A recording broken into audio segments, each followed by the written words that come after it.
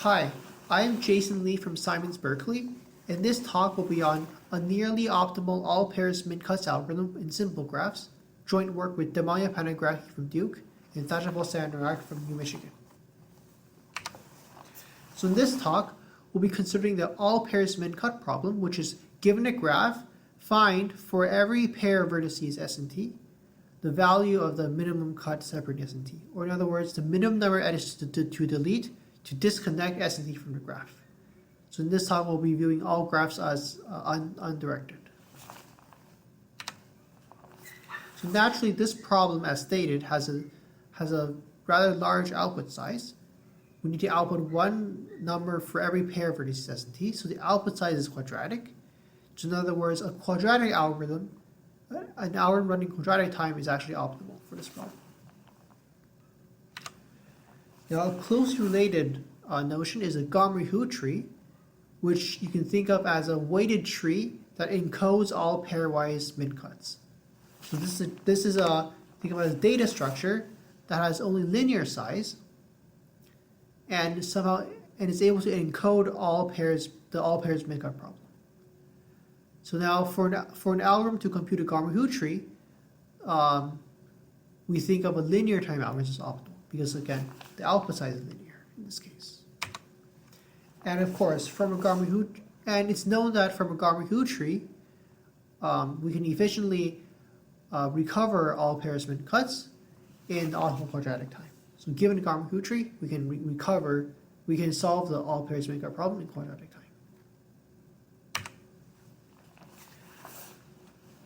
So the Gomerhue tree was originally introduced by Gomerhue in 1961, and famously they show that it can be solved in just a linear number of calls to SC min-cut. So naturally, this also implies that the all pairs min-cut problem, which trivially would require a quadratic number of all pairs min-cuts, one for each pair, can actually be solved in a linear number of SC min-cuts.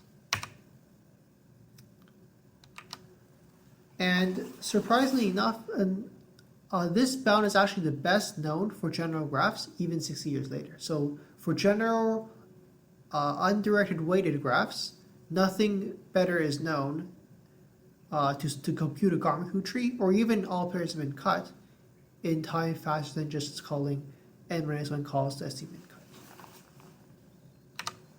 So given this barrier, researchers have looked at more restricted cases. For example, unweighted graphs, where the state of the art is an MN time algorithm.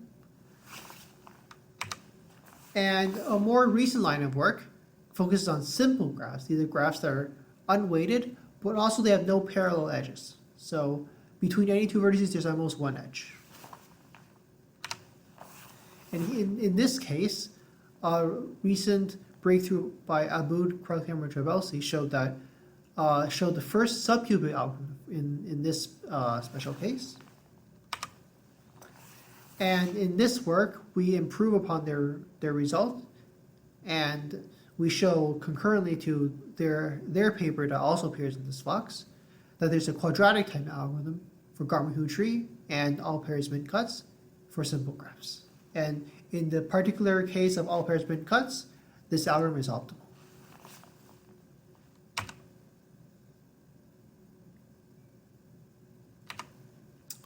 So in this talk, we'll be focusing mainly on the all pairs min-cuts problem, since the Gomerhue tree requires a bit of setup, and I can convey all the high-level ideas through the all pairs min-cut problem alone. So what's our main idea?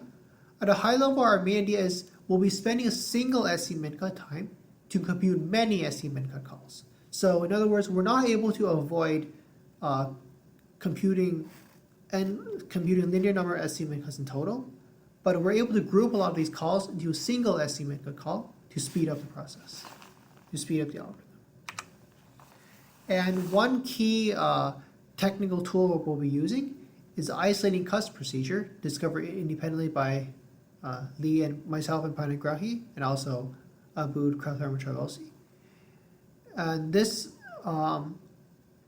for this problem, we're given a set of terminals, a set of vertices called the terminals, and we want to compute, and we want to compute for each terminal t, the min cut separating that terminal from all other terminals. So here, t to t minus c means that this is the min cut separating terminal t, this terminal, from all the other terminals. So you think of these green cuts as what's called the isolating cuts, the cuts isolating each terminal from the rest.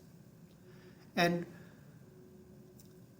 what is cool about this procedure is that actually we can do much better than the trivial one separate call for every single terminal algorithm.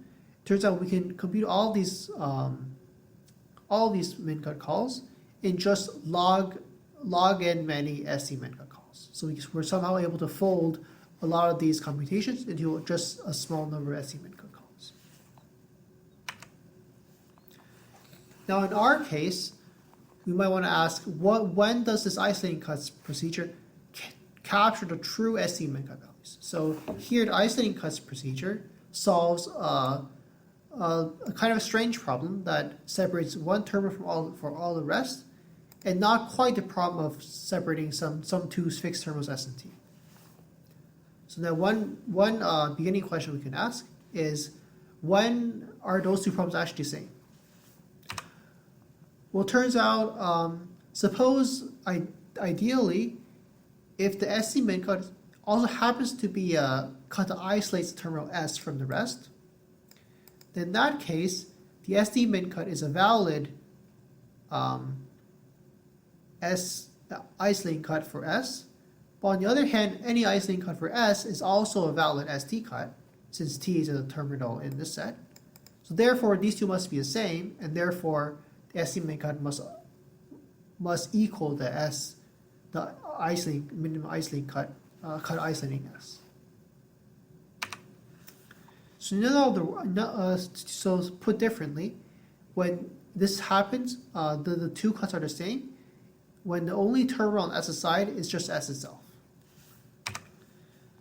And intuitively, you can think of this as this happens when the SC min cut is as unbalanced as possible. The S side just contains S itself. It doesn't contain any other terminals. It can contain non-terminals, but as far as terminals are concerned, there's only S on S side. So it's these kind of so intuitively it's these kinds of scenarios that we're trying to look for, and these are the scenarios that we're trying to solve using isolating cuts. So how are we going to enforce this unbalanced condition? Well, suppose we have the following promise that the SD min cut has the most K terminals on S's side. So it's not quite one terminal, not quite S itself, but some K terminals. Think of K as like polylog n. In this case, here's a simple idea. Let's randomly sample terminals at rate 1 over K. Then with probably 1 over K squared, so still fairly large, still 1 over polylog, we sample S and T, but no other terminals on S's side, since S's side has the most K terminals, and there's a constant probability that we don't sample any of them, and any other one. Now, but in that case, we're exactly at the unbalanced case, so we've kind of like reduced the most K terminals on S's side case to the exactly one terminal S itself on S's side. And in that case, we can just call isolating cuts and recover the SC min cut for all S and T, satisfying the above. So now, of course, since the success probability is 1 over K squared, we kind of want to repeat this process some K squared log n times. And if we do that, that means that for any pair S and T, such that there's at most K terms on S's side, one of these trials, one of these K squared log n trials, will correctly recover the SC min cut. And the total running time is just K squared many SC min cut calls times some like polylog factor, which is the overall polylog. So then more formally, how do we ensure that this condition holds? We'll use what's called well-linked set. And in this short talk, I will not cover like technically what it means, like specifically what it means to be well-linked. But the consequence of being well-linked is that if a set of terminals is some phi well-linked, then for any terminals S and T, the SC makeup must have at most 1 over phi terminals on either S side or T side. Intuitively, you can think of it as like, it's kind of expander, except with terminals. In particular, if all the terminals were, if every vertex was a terminal, then a well-linked set is exactly like an expander. Or at least expanders are a classic example of a well-linked sets. These sets that admit no small cut with large number of vertices on each side. So this well-linked set in the terminal version, think of it as like a terminal version of expanders. And alongside this notion of well-linked set, we also our main technical tool is a well-linked decomposition. Now note that this is where we actually crucially use the fact that the graph is simple. This well-linked decomposition will only work for simple graphs. So what is well-linked decomposition? So the theorem says that given any parameter d, think of it as like a lower bound on degree, vertex degrees, and a terminal set T, whose vertices are all of degree at least D, then we can partition the terminal set into some n over d groups, where n is a number of vertices, each of which is phi well linked for some like phi equals, think of 1 over polylog. It's a little worse, but it's still like essentially 1 over polylog. And the algorithm takes near linear time. So note that this statement itself crucially uses the fact that the graph is simple. Because the graph was not simple, then this factor d is kind of arbitrary in the sense that like we can take a graph and like multiply every edge a bunch of times, and this degree will increase. This number of groups will decrease, but the graph effectively has not changed. We just like duplicate each edge a bunch of times. So this is where we crucially use the fact that the graph is simple. Now for each partition, we'll be computing all pairs of min-cut given the unbalanced guarantee. So, and in order to do that, we actually do a preliminary step where we reduce the number of edges in to n times d by a popular Nagamoshe-Araki specification. So this is a way to sparsify the graph while preserving all cuts of size at most some, let's say 2D. And it turns out we can restrict ourselves to that. Any cuts of size more than 2D we can handle by doubling the factor d at each step.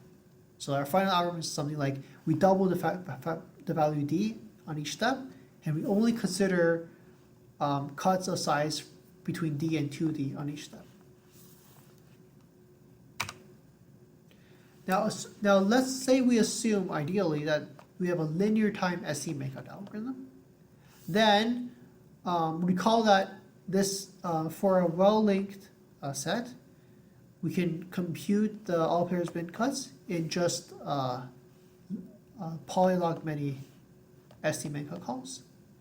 In this case, that's just polylog many polylog times n times d, the number of edges.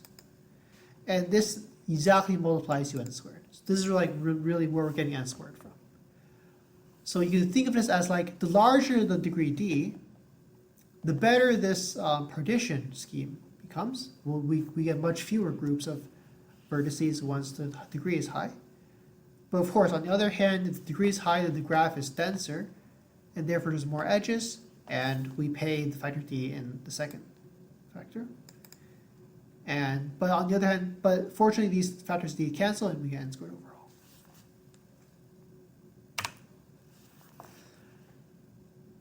Now, of course, all we've done so far is we showed that for each group, we can compute all pairs of min-cuts within that group. In other words, for any two terminals, any two vertices in the same group, we've computed the all pairs min-cut.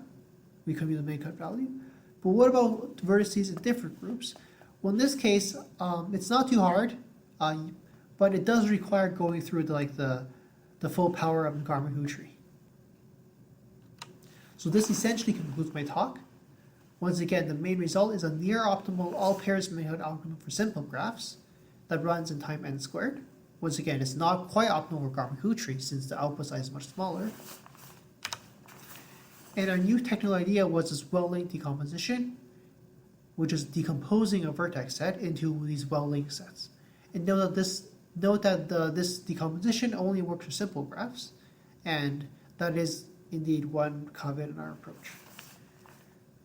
Finally, this still leaves the open question: are there faster Garmin tree algorithms in any sense of the word faster? So, can we improve, let's say for simple graphs, getting it down to subquadratic, or even near linear, or even for general weighted graphs, can we beat the best n-1 mini-max flows found, or n-1 mini-min-cuts found?